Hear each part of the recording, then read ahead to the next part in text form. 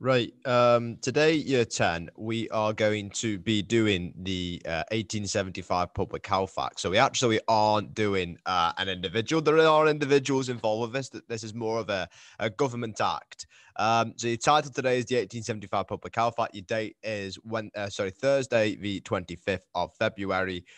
So pause the video and get those written down for me, please.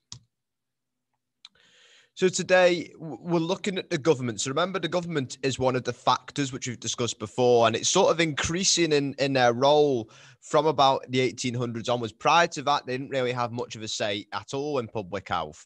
So first, we're going to understand why the government did very little to improve public health prior to 1800.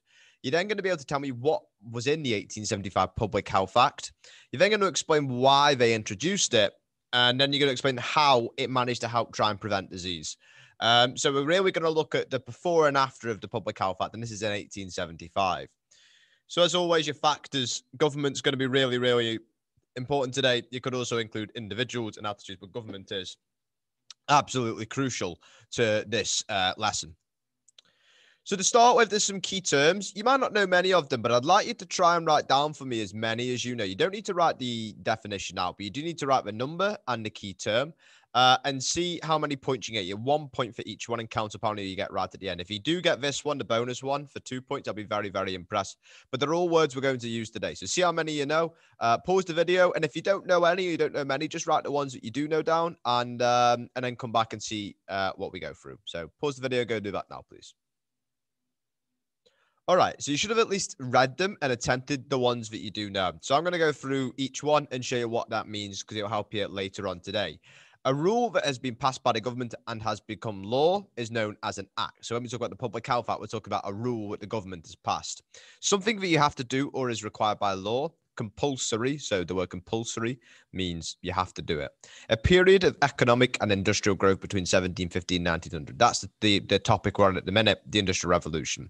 A term for an outdoor toilet, often shared with other households, is called a privy. You'll read about privies today. It's an outdoor toilet, and often a street would share a privy or several houses.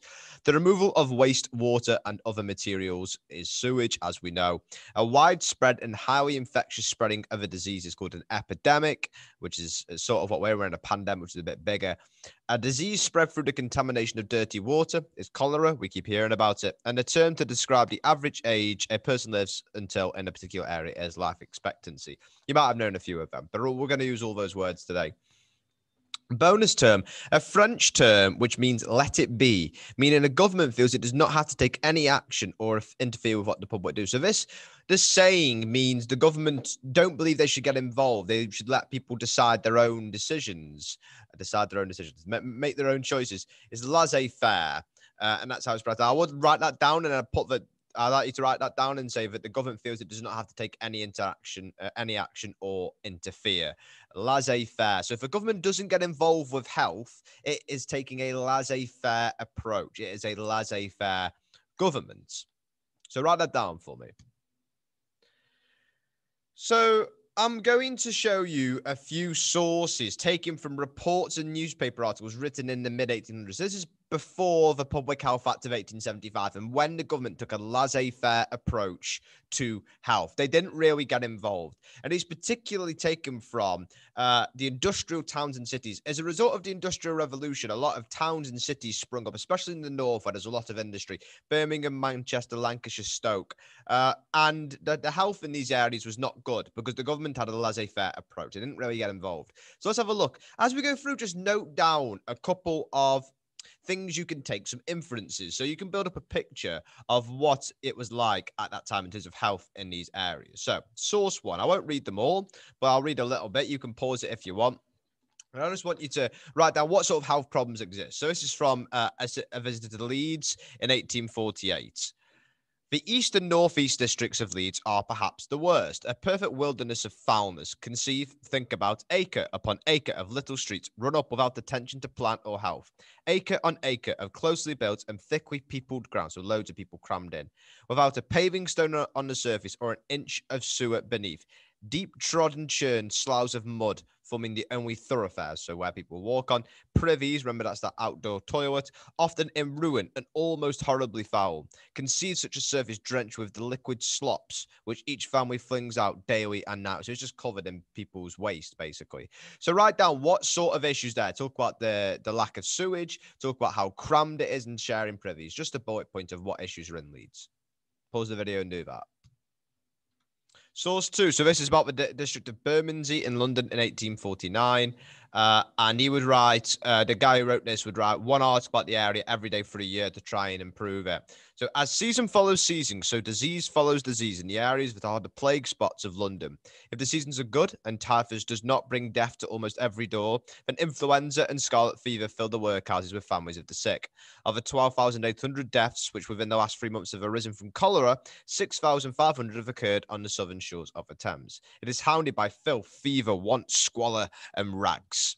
So again, what issues are we? Talk about cholera, the disease, and how dirty it is. And we'll do one more.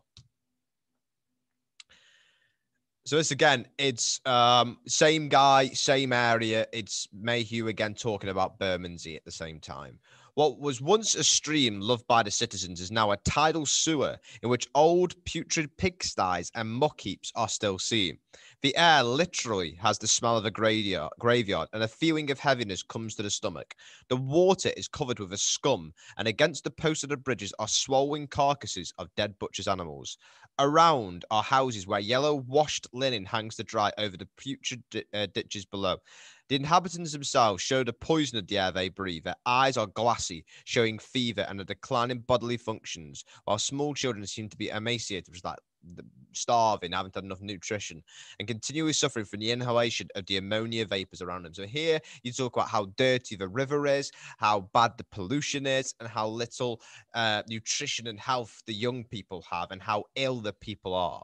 So from those three sources, we really see how bad it is, because these areas have become very densely populated, loads of people have moved to the same area to find work because of the Industrial Revolution, this rise in factories. They've moved out of the countryside into the cities.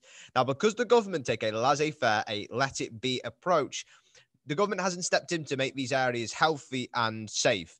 They've let them just become very dirty, unattended areas. So there's a lot of health problems in England at this time. So hopefully you've built up a bit of a picture through bullet points of why especially the northern industrial towns and cities, because of the laissez-faire approach, were so dirty and unhealthy for the people who live there. So pause the video, make sure you've got a great understanding of what it was like in terms of a health perspective before this time, before the Health Act.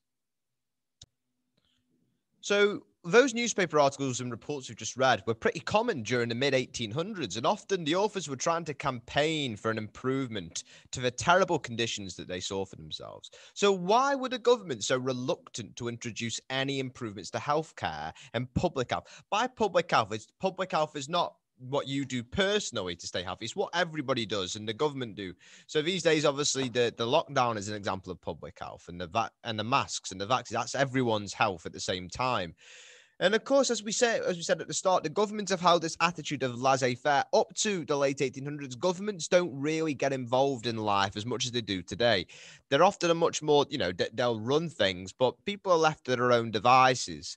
And it isn't until sort of the late 1800s where the government decides, okay, we can't just leave it in people's hands. We need to take coordinated action to improve the lives and improve the health of our people. And that's what happened in 1875.